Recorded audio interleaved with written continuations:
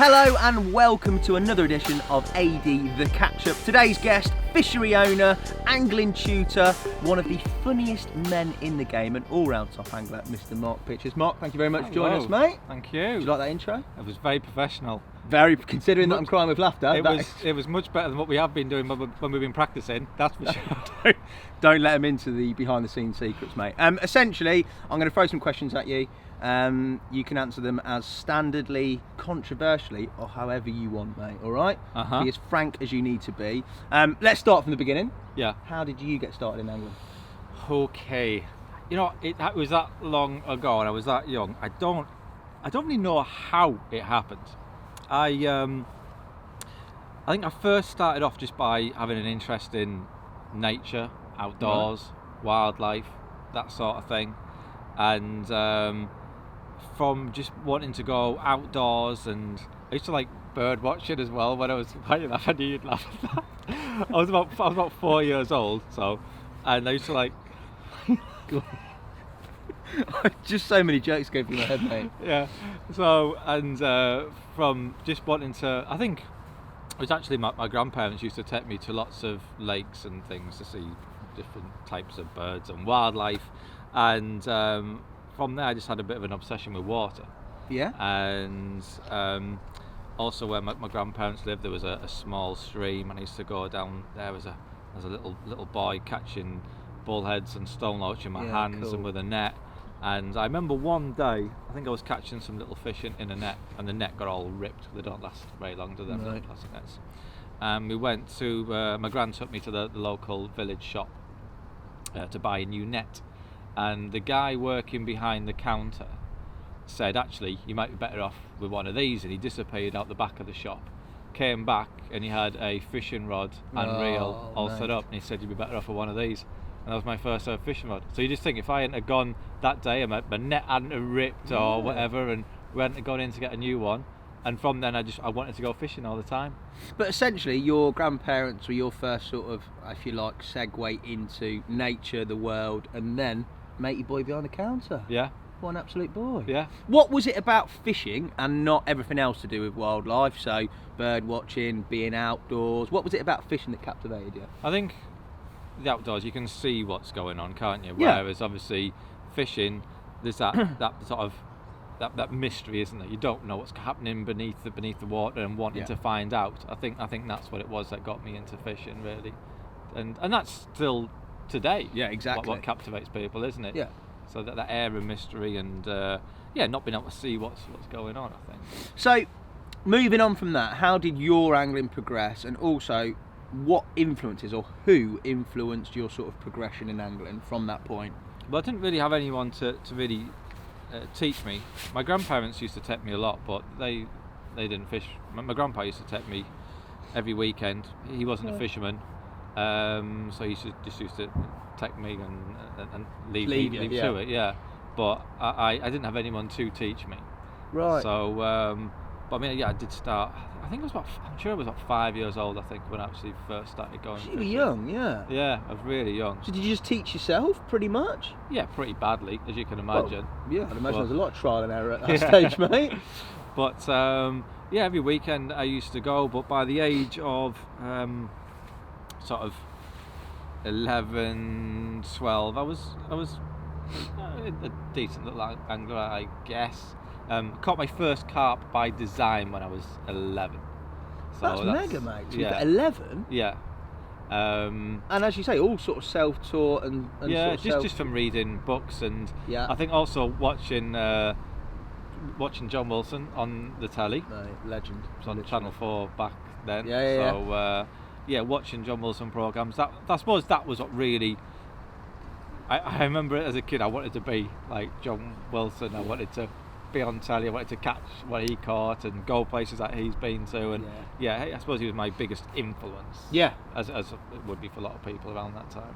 So you're 11. You've caught your first carp by design. What does angling look like? Is it mixed fishing? Are you into carp from then onwards? What sort of happened? Because I know you've got a very good grounding in match fishing, haven't you?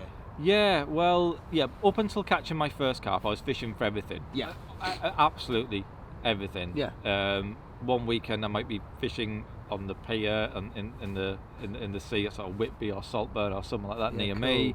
Or it could be whatever, fishing a lake, a river. I did fly fishing. I did all sorts of it. Yeah. That's cool. Yeah. And then caught my first carp at 11. Oh, the rods are out and the bream are about. Is it on though? I'm pretty sure that's on. I'm pretty sure I've managed to shake mine off. Is he gone? No. Let's leave him. He's okay. So caught my first carp at 11, and after that, that's all I wanted to do, just catch carp. Really? But obviously I had all my other fishing stuff as well, and when I was 13, I decided to fish my first match. It was a junior match near me, and I won that match. So it was my first ever match I fished. It was a junior match. One match, one win. Yeah, and I did it. And I did start fishing a few more matches after that. Yeah, so you got the buzz. Yeah, but it was just like a small local angling club to me. Okay. And I started fishing matches most weekends. And by the time I was sort of 14, 15, I was winning money every weekend. Yeah, wow. So it was a great... What sort of money are we talking back in the day there, 14, 15? I think I was probably picking up, it was probably about 50, 60 quid. Mate, and that's decent. Yeah, and also they used to have prizes donated by the local tackle shop, so I'd get my ground bait and my hooks and floats. So basically all I'd need for the next weekend would just be some maggots and casters and things like that. Yeah. All the ground bait and that was all sorted. So yeah, every weekend I was picking up money. But then when I was 15 or 16, I went on a Ian Heap's angling school. Yes, Ian Heap's. Yeah. And yeah, it was like a week's angling school in Where was that? Northampton. We used to fish. We had like an itinerary for the week. I can't remember. We fished somewhere called Biggin Lake. I think it was on a golf course. That was like a bagging up water. Right. Fished the Neen as well. Nice. Can't remember the other places. Whatever. There's a few. Oh, Decoy Lake. Decoy Lake as well. So we fished a few different venues, and at the end of the week, he suggested that I go forward for an England youth trial. Nice. You must have impressed him then, mate. Yeah. I think I did well every day, and then he put my name forward for an England youth trial, which was on the Gloucester Canal the following year. Glamorous Gloucester Canal. Yeah, big, deep canal. Yeah. And I didn't make the World Championship squad, right, but I made the home international team. That's mega. And then won a gold medal that year, and then had a trials the next year for the World Championships, and I got through that time to the World Championships. Wow, mate. So that is probably what is, I'd imagine, a relatively defining time for somebody at that age. You're well down that match route if you're international. Yeah. Well, I mean, what I was doing before then, my passion was still carp fishing. Right. And the matches I was winning on the club sort of circuit, if you like. Yeah. The money I was getting was actually going to buy carp gear. Okay. So it's always been my passion, but when I made the World Championship team, I thought it's too much of a distraction. So I literally sold everything. Really? Everything. All into match. All my carp gear. Yeah, of course. Then I fished that first World Championships. That was in Italy on the River Po in Turin. Yeah, wow. And then the What's following that year, like at 16, 15, it's, whatever age you were? It was an amazing experience, and I think it's something that really sort of set me up for angling life after that. Okay. I know a lot of people maybe talk about when they're filming or out doing magazine features and they say, don't you ever feel the pressure about catching? I'm like, not after a World Championships at 16. Yeah. No, that's pressure, knowing that you could potentially let down your whole team, your whole side, your whole country. Yeah. So I think it put me in good stead for what was to come. So I ended up fishing 2 World Championships. Wow. And did you do any good in them? First one I think we came 7th. I think after all. I remember the river flooded on the second night, and one of our guys blanked. Otherwise, I think we might have got a medal. That's a big old river as well, the Po. Yeah, the Po. Yeah. And the following year we were in Portugal, in Carus in Portugal, on a big river there. I remember we were fishing wagglers, like heavy wagglers. I think we were chucking about 80-90 yards. It's quite a long way for floats, isn't it? That is a long way. I wouldn't see a waggler at 80 yards. There's a marker float. Yeah, we got a bronze medal, a team bronze. That's for that brilliant. One. So yeah, it was great. It was like a fantastic experience. And then after that, I think I carried on match fishing for 2 years. Wasn't enjoying it at all. Once I'd sort of come out of the England team, I felt like I had nothing to achieve. I was never going to make the senior squad because of my location, where I was. Up north? Yeah. It just wasn't. I wasn't sort of in the hub of things. Okay. I think times have changed now a lot, but back then, I just wasn't. I was never going to make the senior team, so I just thought there's no point. There's no point. You've been at that level to then decide, isn't it? And then had 2 more years, and then I was fishing a match. I had a little bit of a tantrum during a match. Here we go. What have you done here? Well, I think this was before the elastic puller roll came out. Right. I remember I used to fish matches down at Willow Park and Gold Valley, and I used to watch Will Raisin. Yeah. Who is just machine. Yeah. Yeah. And he would have a technique of playing fish where he would ship his pole parallel to the water, grab all the elastic, and he was sort of landing double figure carp on the pole in seconds. Yeah. So I took that back up north for me, and it was working great. Yeah. But the guys either side of me hadn't cottoned onto it and were playing fish with like 13 metres of pole in the air, and so every time they hooked a fish with the pole in the air, the fish spent more time in my water than it did in their peg, and it completely ruined my swim. I was doing really well in the match. I was on for a framing position, and every time they do that, it would set me back, and I just thought, what can I do? No. And I remember I packed up with about an hour to go, tipped all my fish back, went down my local tackle shop, and said I want to sell everything. Really? Sold all my match fishing kit, and did like a part extra carp gear. Wow. So that was the defining moment then? Yeah, probably spat my dummy out, had a tantrum, drove to the tackle shop, got rid of everything. What age was this? I'll have been 20. Some tantrum, mate. It's lasted 20 odd years, hasn't it? But that is a very definite sort of cut off. You've then gone into sort of the world of carp. Yeah. And obviously, you start carp fishing. You're based, I would say, probably somewhere where there is a carp scene, but size of carp, probably numbers of big carp are more scarce up north. Yeah, there was next to nothing. Yeah. Really. So how did that all come to be, to the point where you are writing in magazines and endorsed by the brands such as Fox, CC Moores and the likes of? Well, when I was match fishing, I was writing for match fishing magazines. Yeah. I think I started writing for them when I was 16. So I did have quite a good sort of background 16, with. Brilliant. Yeah. But I was writing. My English and everything was good at school. Yeah. So yeah, I could write, and I kind of. It wasn't long after writing for match fishing magazines that I sort of made a bit of a. I mean, because I came from quite an interesting background, having not just match fish, but match fished at like a world level. Yeah. There was a few sort of different takes I had on carp fishing, and I started writing for magazines sort of fairly quickly actually after making the change. Plus I'd done it before my match fishing as well, so it wasn't like I was going into it brand new. No, you already had a ground in it, didn't you? Yeah, but waters wise near me there was so little. Yeah. There was just little farm ponds really, but they had some really nice fish in them, and one of the waters in particular had a real nice history. It was in a grounds of like an ancient monastery.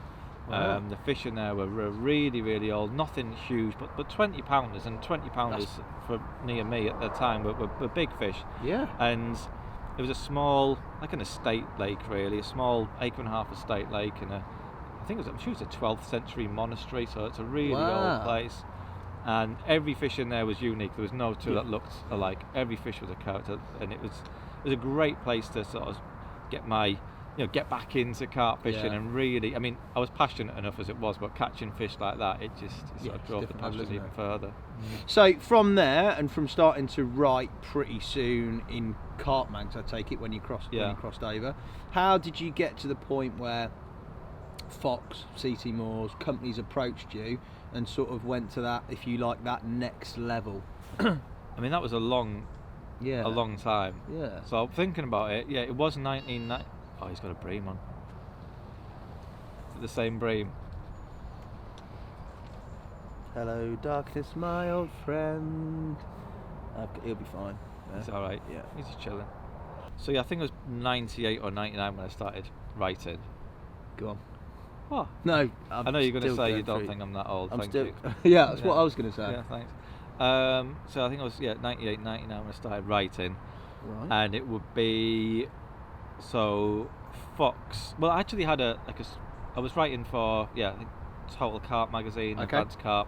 So I did have sponsorship with companies as well. Fox were one of them. It was only a small sponsorship deal, and it was then 2009. I just had a carp somewhere. That was a carp. Right over your bag, I think. Wow, that was. Sorry. So then it was 2009 when I joined Fox. So we're talking 10 years. 10 years, yeah. Of writing. And having smaller deals to the point where they took you on. Yeah. So and CC Moore's?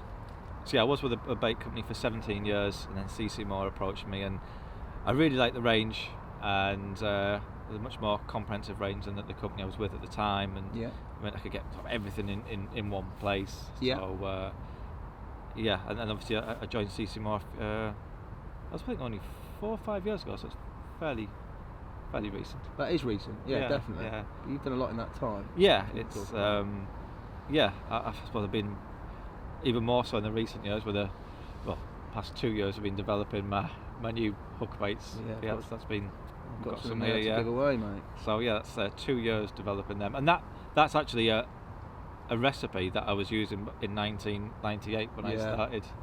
Yeah, it's based around that recipe. There's a few more flavours which are around now. Yeah. But it's based around that. Yeah. Nice. So, going from the point of which you started carp fishing, you've left the match fishing, what would be your career sort of highlight captures up until this point? Ones that mean the most to me? Yeah. Okay, I would say probably my first 20. Yeah. After getting back into carp fishing, really awesome scaly fish from a tiny Yorkshire pond. Yeah, cool. And that has to be up there. Everyone remembers the first. Yeah, your first 20. So that would be up there. From there, I think what is now my current PB, still my current PB, and has stood now for I don't know how many years. 16 years. Wow. Benson. I didn't know you caught Benson, mate. That's bad research from me. Yeah. What a fish. Yeah, it was an amazing fish, yeah. So that was 56 eggs, and that's still my UK PB. Mate, yeah, it's an amazing fish to catch, and it's something that I set out to catch. I didn't just go there fishing, I went there to catch it, put in a lot of research. Back then my tackle shop was really, really busy. I forgot to mention I had a tackle shop as well, which was really... Just throw that in there. Tackle shop. Yeah, so my tackle shop was very, very busy. Yeah. It was around the time that eBay had just started, and we won the first on eBay, so it was a very busy little shop. Yeah. So I could only go fishing every other week. That's all I could do, which is the same with a lot of people now, isn't it? Really? Yeah, cool. 48 hours every other week. That's all I could do, and I tracked down all its previous captures from the past few years, and it seemed to fall around a certain moon phase. Now I'm not a moonie. The moon man. I'm not a moonie at all. all. A moonie. But I think you can see patterns now. Whether the moon is even an influencing factor, I don't know, or whether it's something else in nature, or whatever. Whether it's just that time period. Yeah. Where after so many weeks, it perhaps drops its guard a little bit. I don't know. But my week where I would have been going fishing didn't fall on the right moon phase, so I missed a week. So it was like 3 weeks before I went fishing. Right. And I think it was only about 2 hours into darkness on that first night of the session. I caught it. So Which swim? Point swim? It was the right hand point. Again, somewhere where it used to come out from a lot. Right hand point. Wow. And used to normally come around. It was a new moon at the time. Used to come out a lot around the new moon. So I timed my session and caught it a couple hours into darkness. That is mega, mate. So, what a fish that is. So there's that. My next one only thing is the photos are terrible. Yeah, but shocking. So I wanted to. It does taint the capture slightly because I've got one photo, and that's not even a good photo. But it's a photo. At least you got something. Yeah, I got. This is like pre-digital yeah, photo. this is all film. time. Yeah, exactly. And I remember getting the photos developed the next day, and I just felt sick. Oh, no. Sick. There was just nothing, just blur. And the next time was the following year when I caught the amphibian in the Essex Manor. Wow. And I'd actually caught that on my very first session as a winter syndicate holder, but it had been tethered. It had been like a 45 pounder. Yeah. And it dropped to under 30 pounds. It had been tethered, dropped to under 30, and I caught it on the way back up. It was 38 pounds something. So PB at the time, but it looked awful. Yeah. And I thought it doesn't count. No. It's so I wanted to catch it again when it was back at its prime. And I think I was on there for 3 years and didn't catch it. Caught so many other fish, but didn't catch classic. that. And then I dropped my syndicate ticket, and I'd actually been fishing. I think I've been practicing for a BCAC match, which I was silly enough to fish back in the day. I hate carp matches. Right. Hate them. Okay. Each to their own. Yeah.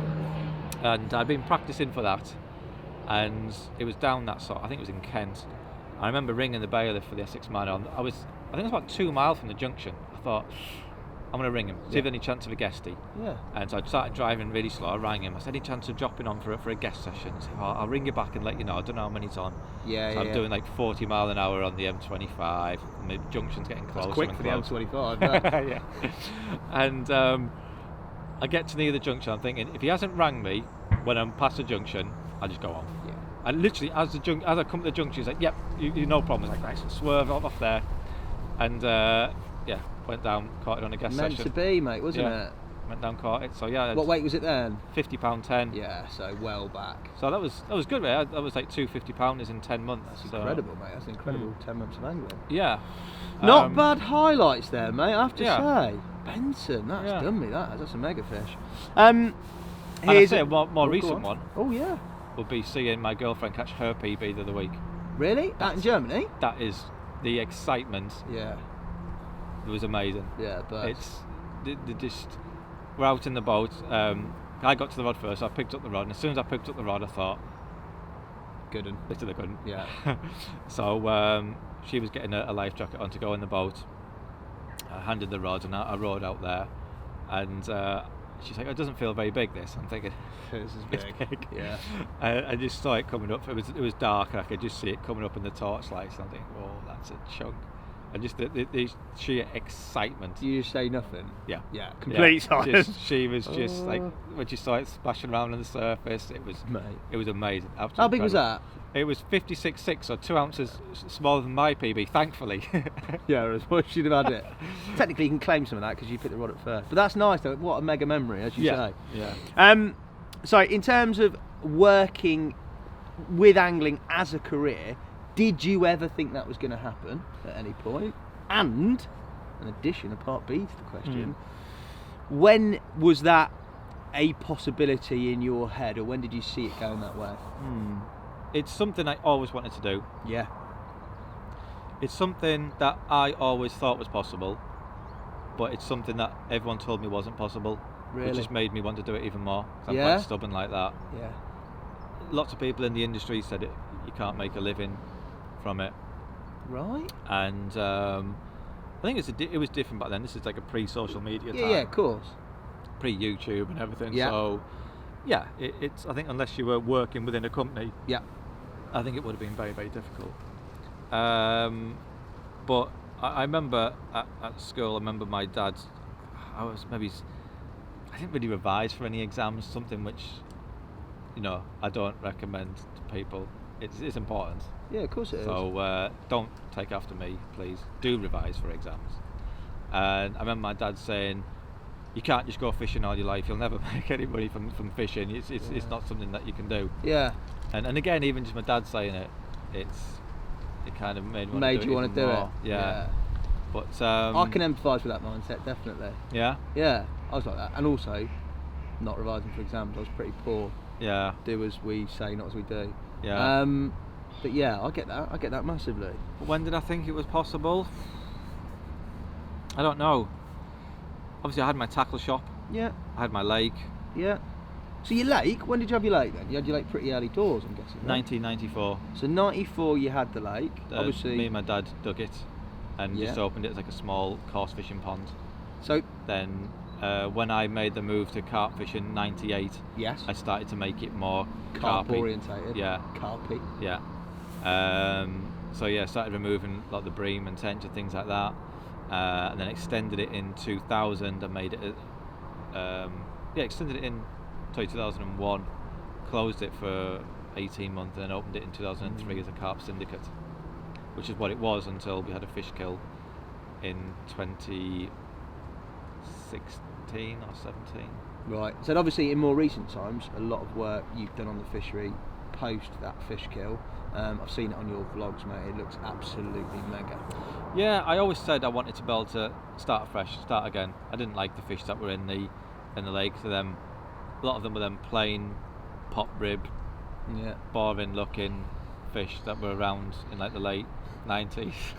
Brutal. Yeah, but not my sort of thing. Yeah. And they're in my lake, and I didn't want them in the lake. But you know, it was a good chance to start again and have fish in there that I wanted in there. And it was nice. I pretty much when we came to picking from the surviving fish, I was taking out fish which were big fish for the lake, but there wouldn't have been. I want it to be so when someone would catch a fish from the lake, if it was the only fish they caught that week, it would be a fish they'd remember for the rest of their life. Something they could show the photo to the mates and be really proud of what they caught. Sure. And some of the fish weren't like do that. No. So yeah, I was pretty ruthless with what stayed and what went. And the fish that we put in there, we've put them in from various different suppliers. They're not all just scaly bangers, which I don't think a lake should be. I think if you've got a lake full of scaly bangers, they're no longer special. Yeah, everyone's the same, aren't everyone's they? Everyone's the same. Yeah. Everyone's a scaly banger, and it sort of takes away the, you know. Yeah. Yeah. Like I said, it should be a special capture. It shouldn't be the norm. So yeah, we've got a mixture of strains and everything. You know, a mixture of scaly ones, plain ones, chunky ones, everything from various different suppliers, and it's nice really because when that alarm goes, you don't really know what it's going to be, and that's what I want. And that's opening next year? It opens in March, March next year. 2020. Yeah. So I'll be excited, mate. It is exciting. It is exciting. Yeah, it's obviously the first year's fully booked, and I can't wait to have people actually fishing it again. Yeah. Some of the test fishings have gone really, really well. The fish have done great growths, and I can't wait to see the rest of the stock come out. The future is bright. On that same theme, just very quickly, everybody wants to own a fishery. Every angler I know wants to own their own fishery. Yeah. Is it the dream of having your own fishery, or is it a burden and a nightmare at the same part? I don't know, because I haven't got one. It has its highs and its lows, obviously. Yeah. I mean, that fish kill was literally that was devastating. Yeah, absolutely devastating. It got to the point where I didn't want to go down the lake. I mean, there was fish popping up dead, and I wouldn't go down for 3 or 4 days. I just think, what's the point? Yeah, I can't face it. Yeah, can't face it. I mean, a lot of the fish that died, the big fish in particular, were stocked so small as well. Back in the 90s, they were stocked at 4 to 6 inches, a lot of them. Yeah. And then, stocking them in the mid 90s at 4 to 6 inches, then seeing them as 35 pound plus fish dead. It just. Yeah, it's horrible, isn't it? Yeah, it was heart-wrenching. So, and. But overall, definitely it's the dream. Worth it. Yeah, it is. I'm very, very lucky. Yeah. Get a fishery. Back to sort of more recent topics, if you like. Your roles with CC Moores and Fox at the moment. Obviously, the stuff you do with In Pursuit of Carpiness as well, which we'll come on to a bit later. What words of advice would you have for the hordes of young anglers out there who want to follow in your footsteps or want to achieve something similar? I would say the thing nowadays is to have a great social media presence and sort of, I would say, just do something unique, but also be yourself. Yeah. Don't try and be anything other than yourself. Totally. Because if you're not being yourself, you're acting, and it's hard to keep up an act. Yeah, you can't. You can't do it. Yeah, you can't, can you? So I would just say be yourself and have a great social media presence. Regular postings and quality postings as well, not just posting for the sake of posting. And I think that's the best way to, if someone's wanting to become noticed, and also with the YouTube as well, YouTube videos, making videos, good content, I think that's the best way to attract a potential sponsor. Nice. Talking of YouTube, probably, one of the best shows out there has to be The Challenge. Fox, Thanks. you and Mr. Harry Charrington. I literally watch it religiously. It's brilliant. Thank you. How did that all come to be? And also, did you ever think it was going to achieve what it's achieved in terms of views, in terms of just how sort of widely accredited it is? It was Lewis Porter that came up. This one? No, the real one, not the pretend one behind the camera. Not the loud one? Yeah, not the noisy one, yeah. It was his idea, but I think what me and Harry did was not what Lewis wanted. I think after that first episode, I don't think Lewis was actually that happy with it. Really? Yeah, it wasn't at all what he wanted. Well, did he want something more formal or what? I think so. I think he kind of thought it was just two people arsing about. And That's why everyone likes it, mate. Yeah, and I don't think that's originally what he wanted. And I think we did a couple, and again he wasn't happy. And I think on the third one or fourth one, he came out with us to try and steer us on the right path. And then I think he said, "Oh, just do what you want." They're lost. Yeah. Just get it out. Yeah. And no, it's great. Obviously, me and Harry, we get on so well together. And we live at opposite ends of the country more or less, so we don't see each other a lot. We speak a lot on the phone most days, but when we sort of get together, it's the first time we've seen each other in a while, so we do have a laugh, and I think you can sort of see, the connection and how well we get on behind the camera, and it's always great to meet up and film. On that, have you, because obviously you've pushed it, you've spray painted his bivvy, you've put slugs on his face. Yeah. There's always in-house sort of banter, if you like, between the two of you. Has it ever got to the point where somebody spat the dummy, or it's got a bit like tetchy between you, or not? I don't think it has. No, I don't You're think. not trying hard enough. I'm joking. No, never crossed my No, mind? it is bivvy, I think. Obviously, he knew I was filming with a GoPro. I think once the GoPro was down, I think he did actually.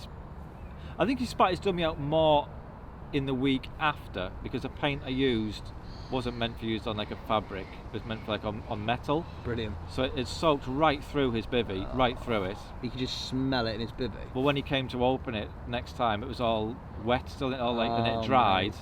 and then when he opened it, just like cracked everything. So it was a bit. That's not the one, is it? It wasn't the one, and that wasn't never my intention. But yeah, I think he did kick off a bit then. Like, You're slightly happy about that though. I like that. Great, wasn't it? The slug one was my favourite. I think that was my mate. favourite. That is grim. I like the way you were collecting them in the bottle. Yeah, I thought that was.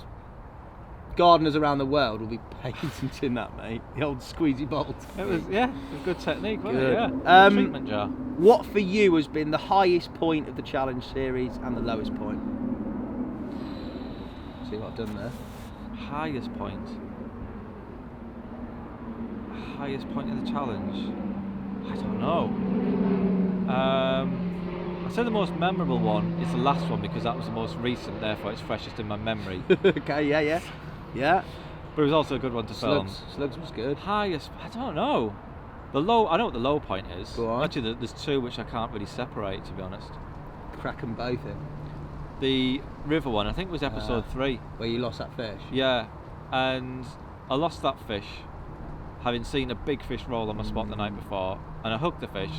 I saw 2 fish roll on my spot. One was a mid-20 and one was a chub-like double.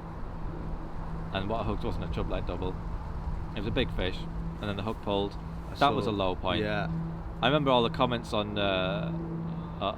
This is back when I only just started doing the YouTube videos, when the comments used to not bother me. I wouldn't say bother me, but I used to read them and sort of take them on where's now. Did you read them? No. No, I did back then. Yeah.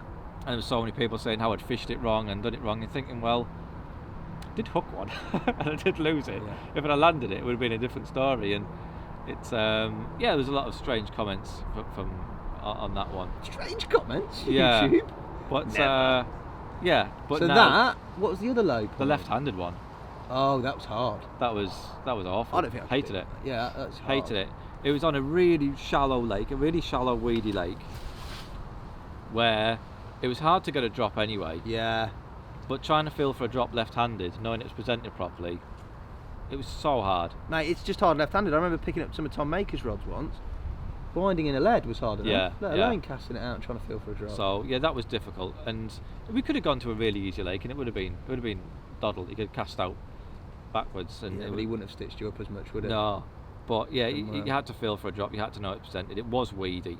It was really weedy. So yeah, that frustrated me more than anything. It annoyed me wasting.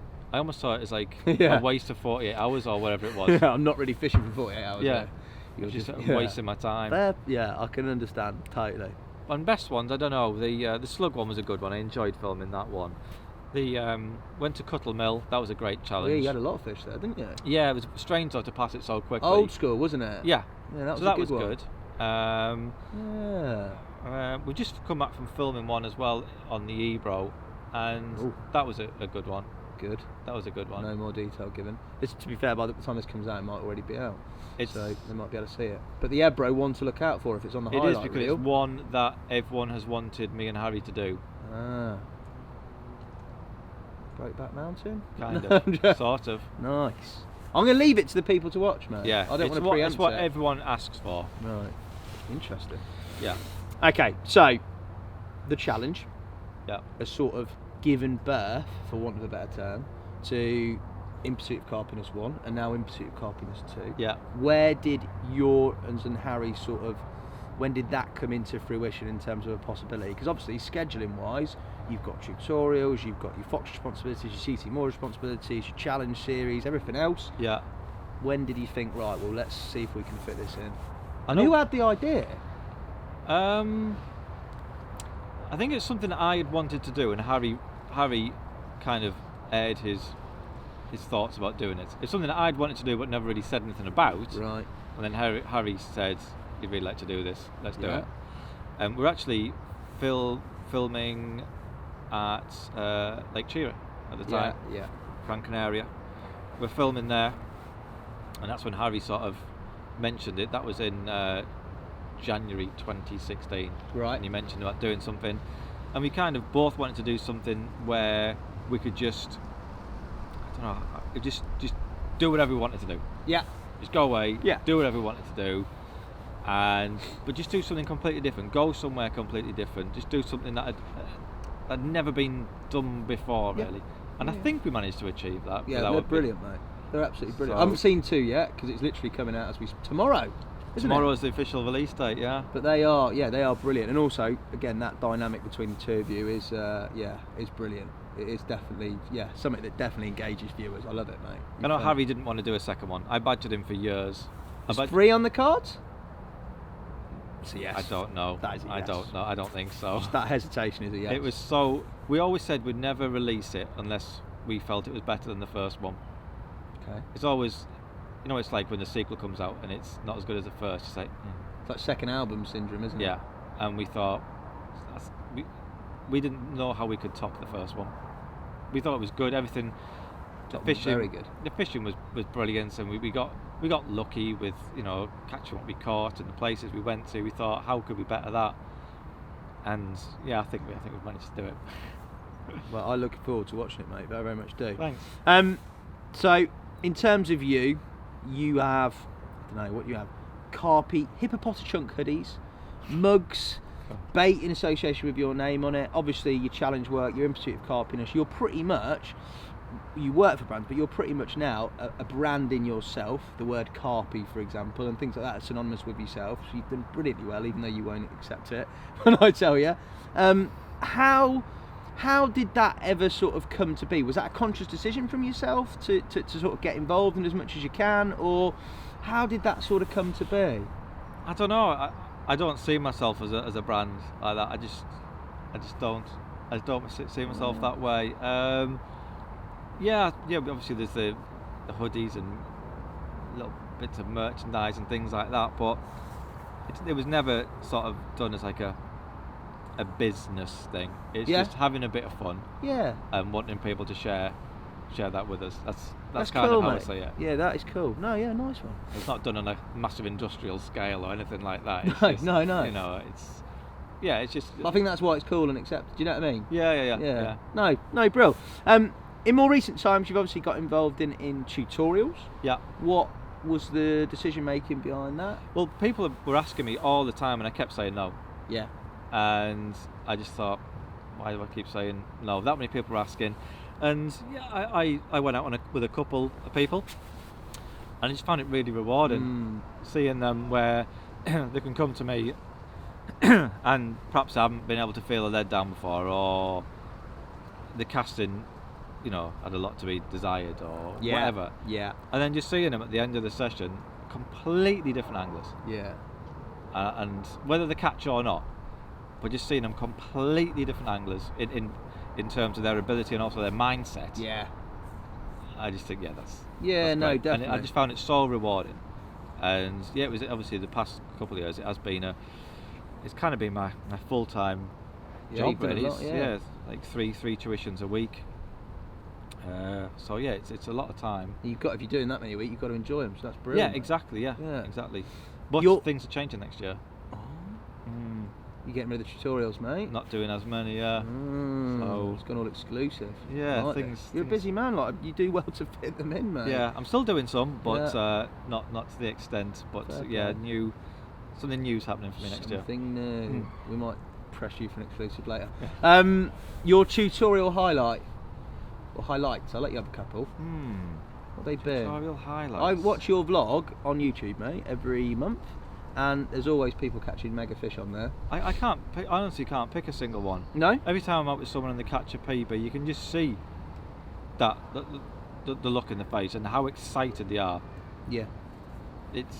I couldn't. Yeah, that's completely fair, mate. It's impossible to pick a single one. Yeah, that's completely fair. Yeah, every time someone gets a PB, it's amazing. Yeah. Great feeling. Brill. Okay, difficult one, very broad one, very deep one here. Is mate. it? What are your thoughts?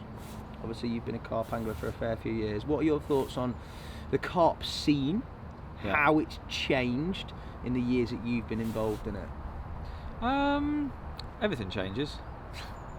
Good, nice broad term. That's it. Let's get another cliche in. So I don't know. I think a lot of people have been carp fishing for a long time seem to look at the modern scene with certain level of negativity. Really, that's how it would seem.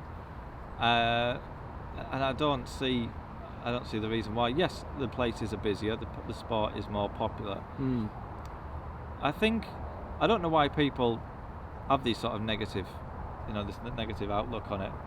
It's I don't know. For me, we've got a lot more tackle technology, advancements in bait and everything as well at our disposal, and I don't see how it can be a negative. Yes, the waters are busy, but there's still quiet waters there to be found. If that isn't your thing. So yeah, I don't really understand all the negativity. I think it just comes with some people getting old. I think they get old and grumpy. Yeah, it's different to how it was when they romanticised about what it used to be. Different to when I was a lad. When I was a boy. Yeah. I'm still the same height as a boy. On that sort of same advancement, social media for you. Yeah. Positives, negatives. How do you deal with both aspects? Because I'd imagine you're popular in terms of messages. Yeah. You're also popular in terms of maybe the odd comment on videos or on whatever platform it may be. I think, don't get me wrong, when I first started it, I used to read some of the comments and think, that's not very nice. But now it doesn't fit, not in the slightest. In fact, I quite like Enjoy it. Yeah. If I see someone sort of having a go, I think, ooh, I'll have a go back. Here we go. But not in a nasty way. No. I'd make it light-hearted, and I do sort of quite enjoy turning it round into a bit of banter. Yeah. So I do enjoy that. But yeah, again, going back to it where people say it's all the social media, it's bad for carp fishing, and they read all these comments and they think, I think what with me, they'll associate them bad comments with carp fishing. Some people would. Someone makes a nasty comment on YouTube or Facebook or whatever. They say, this is what carp fishing's become. It's not that case at all. No. That person that's made that comment has done so because he's an asshole. Yeah. He's not an asshole within carp fishing. You take him out of carp fishing. He's general. He's a general asshole. So it doesn't really matter. It's nothing to do with carp fishing. No. Assholes. Yeah. Nice. That's a quote. Crop that in. No, I like that. It's very, very frank. It's true though, isn't it? It's not a carp fishing. Those comments aren't carp fishing related. No, they'd probably make those type of comments regardless of what. Exactly. Yeah. Exactly. What does a typical day look like in the life of Mark Pitchers? I don't have one.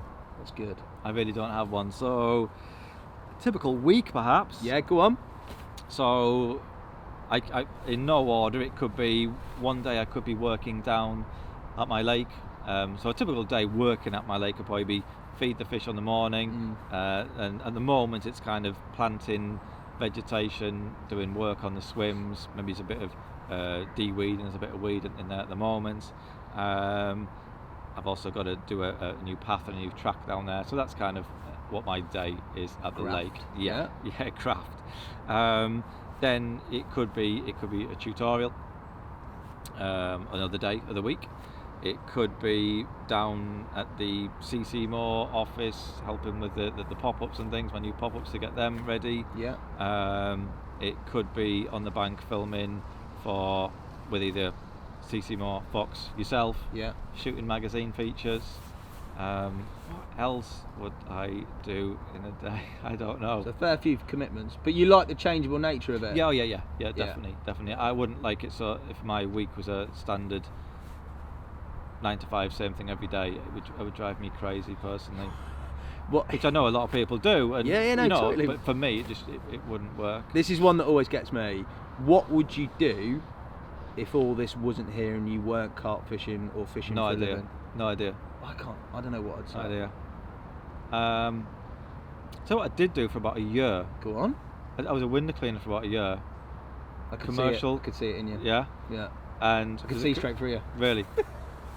Sorry, mate. And it was good because it was all commercial work, and I could work week on, week off, or 2 weeks on, 2 weeks off. So for fishing, yeah, perfect. It sounds terrible, doesn't it? Trying to plan your life around fishing. Pretty much perfect. That. But it's an absolute winner. But I didn't really like it. It wasn't for me. A lot of dirty windows. And yeah, I did it like 2 or 3 days a week for about a year. Fair play. This is going back quite a while though. Right, okay.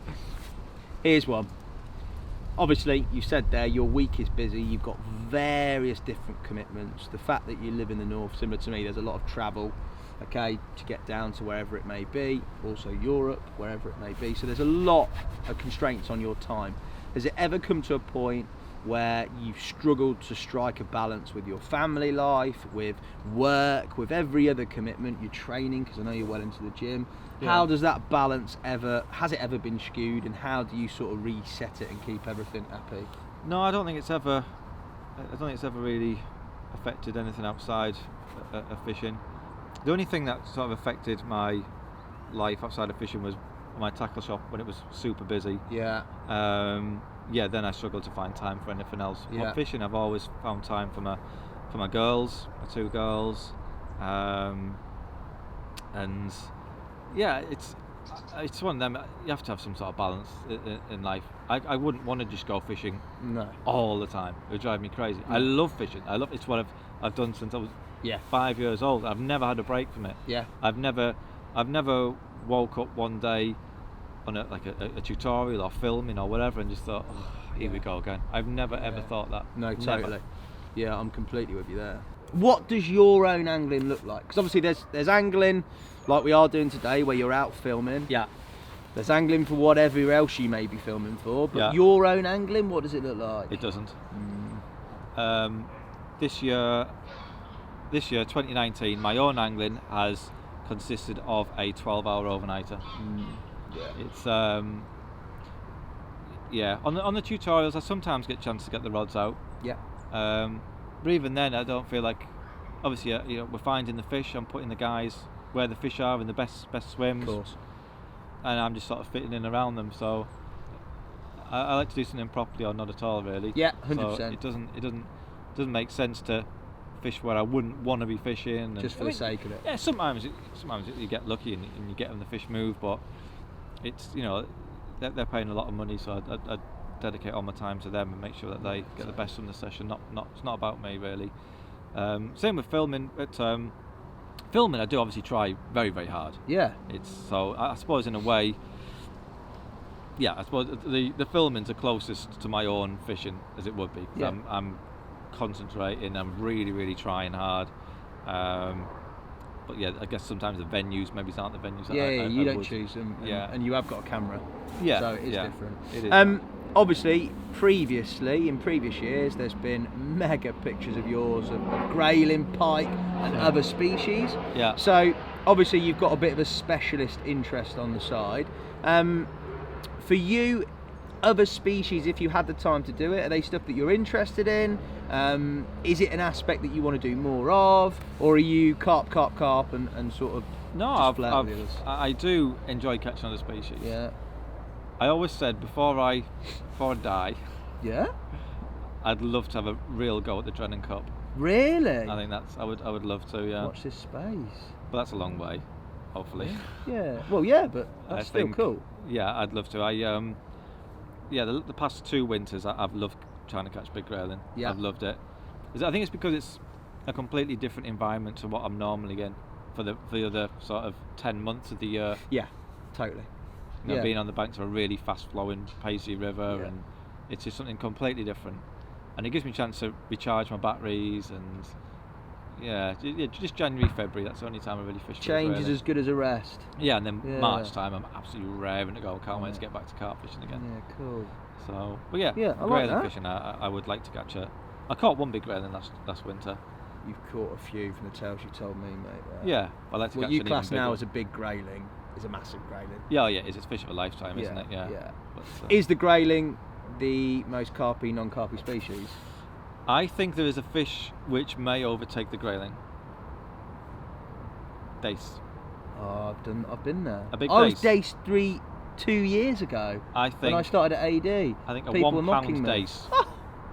That would be the one. That would be the one. A pound dace. I started that 2 years ago, mate. Really? Yeah.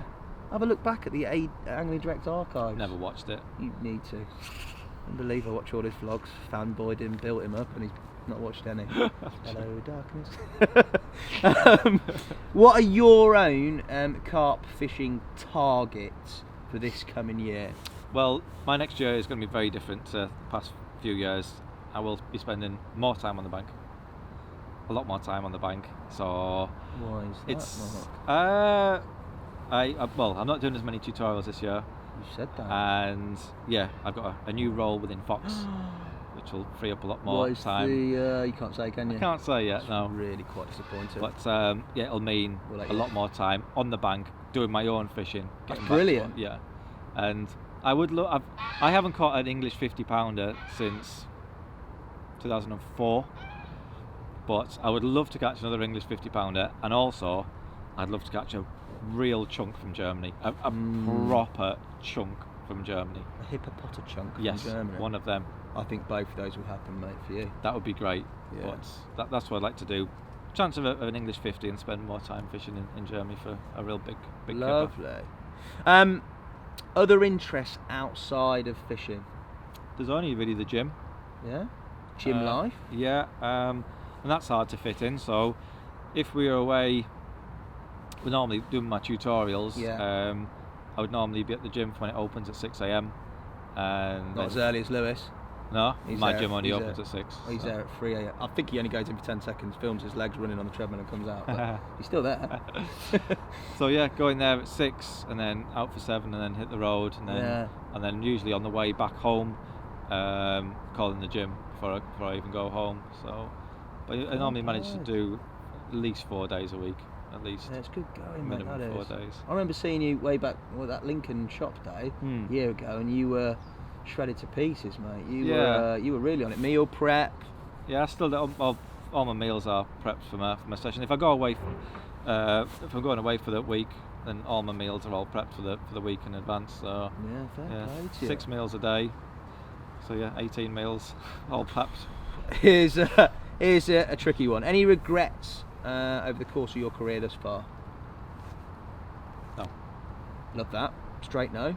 Little thing. There's I don't have any. No, in terms of what carp fishing, Or just your career. Could be any part of it, really. I can't think of a single regret. No. No, it's good. It's good. You've sort of loosely answered my next question about what the future holds for Mr. Pictures and any exclusives. You've been vague on the exclusives, but a new role with Fox you have said. So what we're going to do is we're going to go into the final quick fire round. He has watched a video. I have watched one. Just one. Yeah. Right, quick fire, no hesitation here. Okay. Hesitation will cost you man points. Okay. Best angler you've ever fished with? Will Raisin. Nice. Yeah. What's the definition of carpy? No one knows. No one knows that. It's impossible. That's why I went out trying to find it twice. Nice. Northern 30 or Southern 50? Southern 50. Yorkshire or Tetley tea? Decaf, obviously. Neither. But if it's decaf, it's PG is the best decaf. PG decaf. If we're not talking decaf, then obviously Yorkshire. Obviously. Good save. This isn't very quick fire. No, you've detailed, needed to expand on that. 3 words to describe yourself. Northern. Good. This is like a Tinder profile or something, isn't it? I've read yours.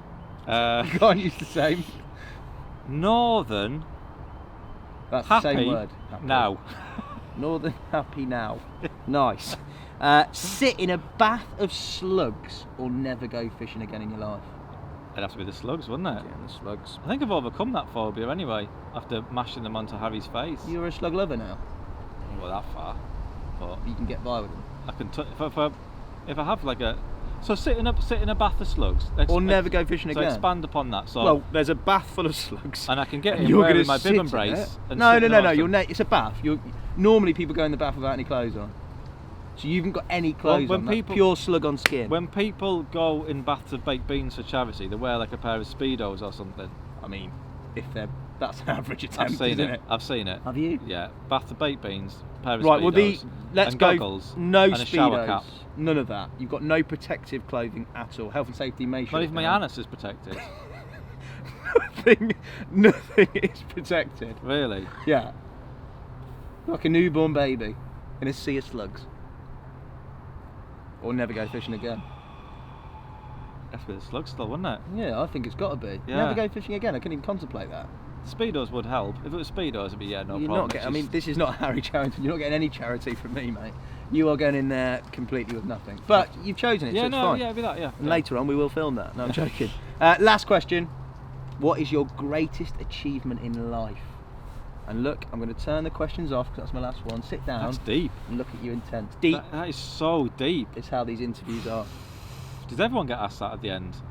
Yes. I should have researched this, shouldn't I? You said you've watched one. Don't go back on it. I didn't watch it all. I turned it off after about 10 seconds. You hurt my feelings. That's too deep. I don't know. Mate, come on. Wow. Your greatest achievement in life. That is coming from a man. Well, not coming from a man. You've achieved so much. I don't know. Mate, this is a very good quick fire question, as you can tell. How long have we got to answer it? I don't know. You've got until the Lewis runs out of memory card space or battery. I don't know. I honestly can't answer my greatest achievement in life. It's got to be one. I'd let you have 2. I'll let you just spout off a number of them if you want. I don't know. Beer of the year. Not yet, but it could happen. I don't know. Maybe that's yet to come. Yeah, I don't know. like that. Yet to come. Yeah. Mark Pictures, thank you very much for an insightful and funny interview. Thank you. you. Thank you very much. It's been good. We'll see you next time with another catch up.